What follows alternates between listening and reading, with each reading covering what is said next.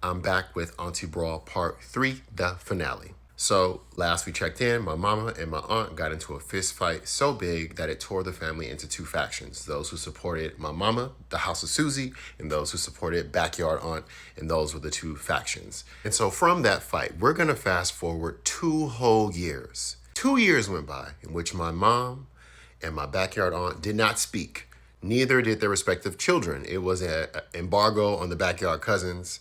We were not talking to them. But I had a solution in mind. So I believe in the power of storytelling. And so a friend of mine, Marcus Garley, had written the new remake of The Color Purple. And so I decided I was going to take my mom to see this movie and see what happened. One, because Marcus is a fantastic storyteller. I want to support him. Two, because it's themes about sisterhood all throughout this movie. And three, because me and my mom have a very special connection, and that is Fantasia Barrino. Back in the 2000s when American Idol was airing, my mama used to lock me in my bedroom and have me voting for Fantasia to win. It literally gave, I'm tired of this, mama. And she'd be like, that's too damn bad. You just keep on voting. And I can specifically remember the 1 week I didn't vote, this happened. 3 black women in the bottom 3. This was my 9/11. But anyway, over the Christmas holiday, I take my mom to see The Color Purple. It's just the two of us. We watched the movie.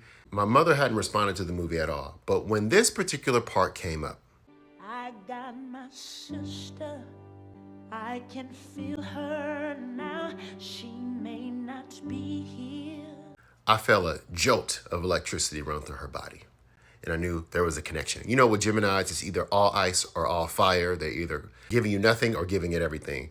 We leave the movie. I say, how was the movie? She says, it was okay. I was like, dang, my plan didn't work. But as we were driving home, suddenly my mom burst into tears. And I was like, what's wrong? What's going on? And she was like, I gotta make it right with your aunt. Life is too short. I gotta make it right. And in my head, I'm like, yes, my plan's working. But out loud, I say, you will. Just give it time. Give it time and it'll all go the way it's supposed to go. And my mom says, no, I got to make it right now. Drive over to your aunt's house. I'm like, oh, I'm panicking because the last time we were at that house 2 years ago, you all know what went down. I'm like, do you really want to do this? And she's like, yeah, if you don't do it now, I don't ever think I'm going to do it. So just drive. So I drive over to Auntie Backyard's house. Mind you, it's 11 p.m. And we come up to the door and we knock and I see the window kind of go like this. And my aunt is looking very much like Malcolm X with the gun, looking out the window because it's 11 o'clock.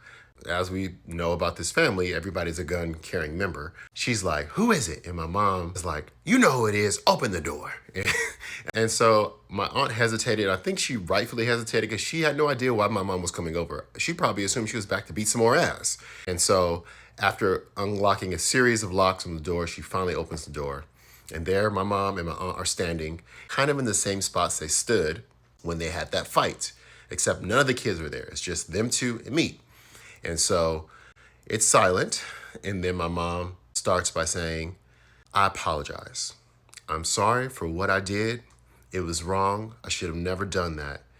And then it gets quiet. And then my aunt says, took you long enough. I know my mama wanted to climb over that table and tear her hair out. But instead she paused and she said, now your turn to speak.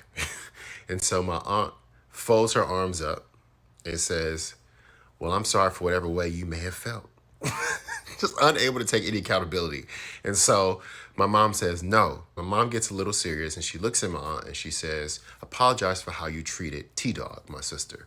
I think my sister always looked at Auntie Backyard as like a second mother. So when my mom says this, my aunt starts crying.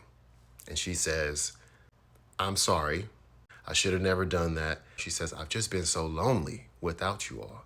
And it was like a wave of love just kind of spread into the space. And now these two women who I thought would probably never speak again are hugging, embracing each other. And my cousins come out of their bedrooms and we're all saying, hi, hello. It's like, because it's been 2 years we haven't seen each other.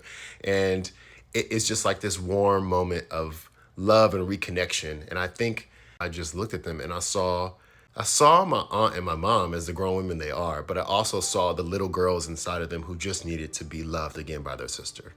And after that, my aunt says, you know, I'm thinking about having a birthday party.